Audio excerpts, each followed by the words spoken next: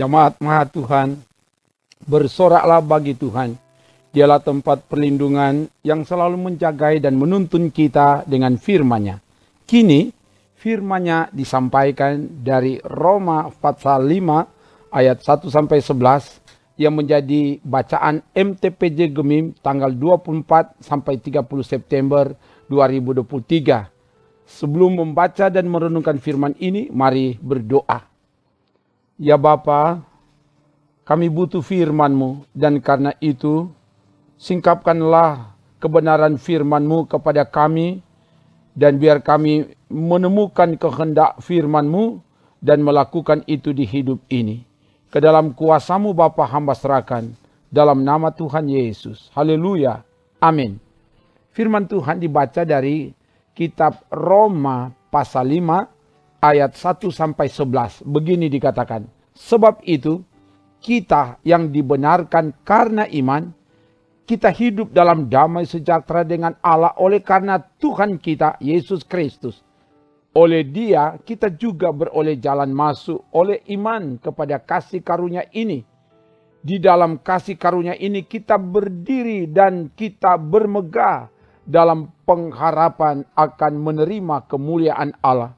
Dan bukan hanya itu saja, kita malah bermegah juga dalam kesengsaraan kita, karena kita tahu bahwa kesengsaraan itu menimbulkan ketekunan, dan ketekunan menimbulkan tahan uji, dan tahan uji menimbulkan pengharapan, dan pengharapan tidak mengecewakan, karena kasih Allah telah dicurahkan di dalam hati kita oleh Roh Kudus yang telah dikaruniakan kepada kita. Karena waktu kita masih lemah, Kristus telah mati untuk kita orang-orang durhaka pada waktu yang ditentukan oleh Allah. Sebab tidak mudah seorang mau mati untuk orang yang benar, tetapi mungkin untuk orang yang baik ada orang yang berani mati. Akan tetapi Allah menunjukkan kasih-Nya kepada kita oleh karena Kristus telah mati untuk kita ketika kita masih berdosa.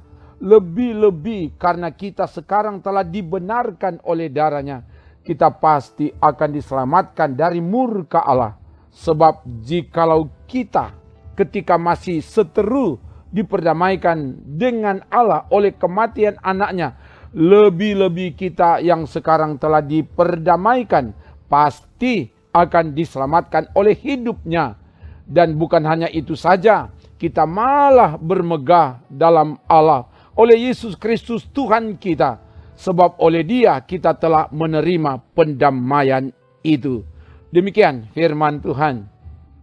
Jemaat Maha Tuhan, firman Tuhan ini disampaikan kepada umat Tuhan yang ada di Roma, yang berlatar belakang Yahudi dan non-Yahudi. Mereka telah menerima Injil. Mereka beriman, percaya kepada Yesus Kristus. Roma 1 ayat 6 dan ayat 8. Tetapi cara hidup perbuatan mereka tidak sesuai dengan iman kepada Yesus Kristus. Sekalipun mereka mengenal Allah, mereka tidak memuliakan Allah.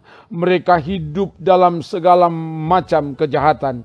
Roma pasal 1 ayat 21 sampai 32. Baik orang Yahudi maupun orang Yunani, mereka semua ada di bawah kuasa dosa. Tidak ada seorang pun yang berakal budi, tidak seorang pun yang mencari Allah. Semua telah menyeleweng, rasa takut kepada Allah tidak ada lagi. Roma 3 ayat 9 sampai 18. Semua orang telah berbuat dosa dan telah kehilangan kemuliaan Allah. Roma 3 ayat 23. Karena semua telah hidup dalam dosa, telah dikuasai oleh dosa. Upah dosa ialah maut. Roma 6 ayat 23a. Upaya manusia untuk dapat dibenarkan di hadapan Allah tidak mungkin. Nanti dibaca Roma 3 ayat 20. Maka Allah yang berinisiatif untuk membenarkan manusia. Kita dibenarkan karena iman. Roma 5 ayat 1a. Kita dibenarkan bukan karena kita benar, tapi justru kita dibenarkan ketika kita lemah. Ayat 6a. Lemah dalam bahasa Yunani asthenes, artinya tanpa kekuatan, tidak berdaya, tidak bisa berbuat apa-apa, tidak bisa melakukan kebaikan dan kebenaran. Kita dibenarkan ketika kita dikategorikan sebagai orang durhaka. Ayat 6b. Durhaka dari kata Yunani asebes, berarti miskin penghormatan kepada Allah, mengutuki Allah. Jadi kita dibenarkan oleh Allah ketika kita tidak menghormati Allah, ketika kita mengutuki Allah. Dan selanjutnya kita dibenarkan ketika kita masih berdosa. Ayat 8b. Dosa dalam bahasa Yunani hamartia, artinya meleset, melenceng dari target sasaran.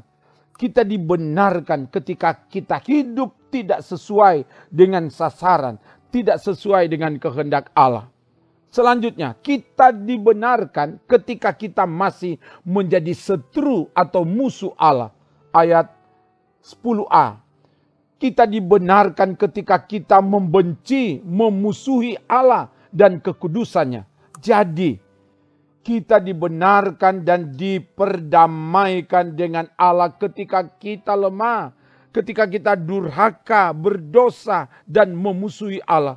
Ketika kita tidak layak, tidak pantas, tetapi Allah mencurahkan kasih karunia-Nya kepada kita dengan mengorbankan anaknya yang tunggal, yang rela mati bagi kita untuk menebus, mengampuni, dan menyelamatkan kita. Ini artinya kita tidak punya andil apa-apa, tidak punya jasa apa-apa dari pembenaran ini. Ini semua anugerah Allah. Oleh kasih karunia kita telah dibenarkan dengan cuma-cuma karena penebusan dalam Kristus Yesus.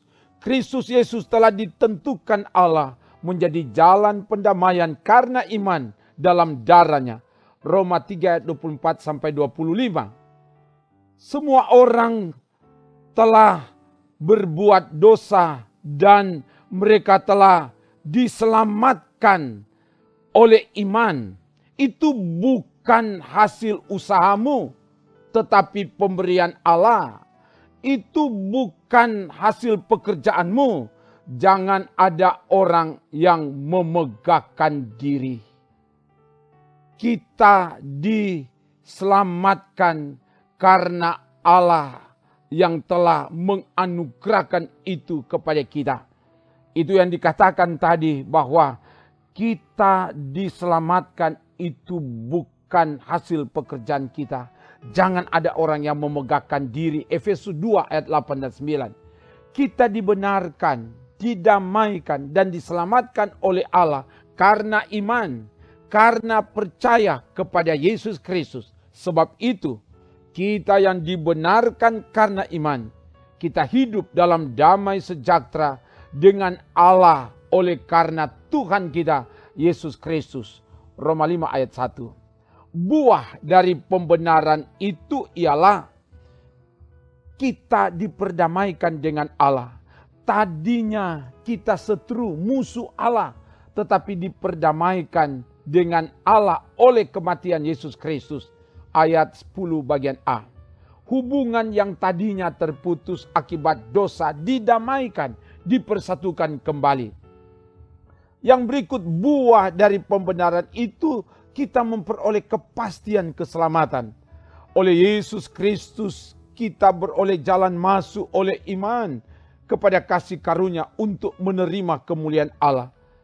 Karena kita sekarang telah dibenarkan oleh darah-Nya, kita pasti akan diselamatkan dari murka Allah. Kita yang sudah diperdamaikan pasti akan diselamatkan oleh hidup-Nya. Ayat 2, 9 dan 10 dari Roma pasal 5. Kita memperoleh jaminan kehidupan kekal.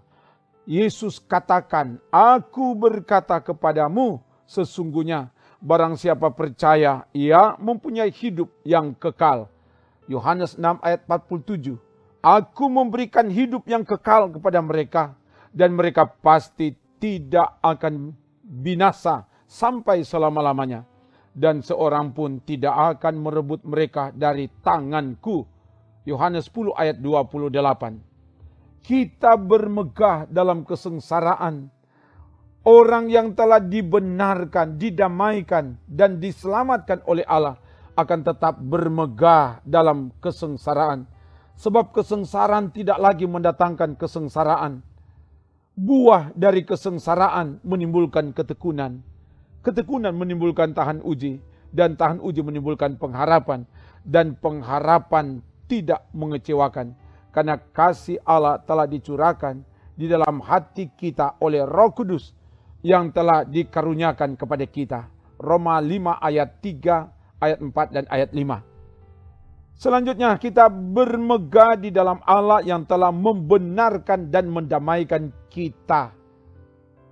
Kita tidak ada alasan bagi kita untuk bermegah diri, siapapun dan apapun kita. Kalau kita harus bermegah, kita harus bermegah di dalam Allah yang telah menyelamatkan kita.